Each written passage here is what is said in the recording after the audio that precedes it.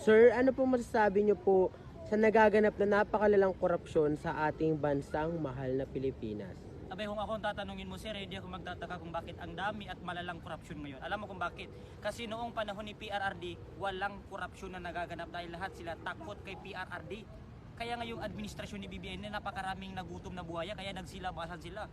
Akalanin mo, pati ang flood control, pinagati-hatihan ng mga kontraktor, ng mga buhayan, mga congressman na yan. Akalanin mo, anak ka lang ng kontraktor, pupunta ka ng iba't ibang bansa, naka-private jet ka pa. Eh yung kinakain mo yung nagkakahalaga ng 759,000.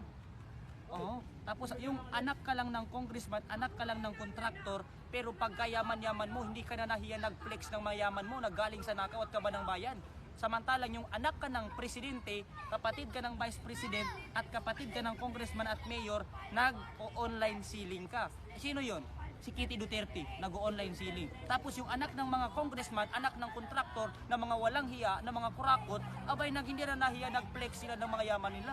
Mahiya naman kayo mga politiko, kayo mga kurakot kayo, pati mga anak ng kontraktor na yan.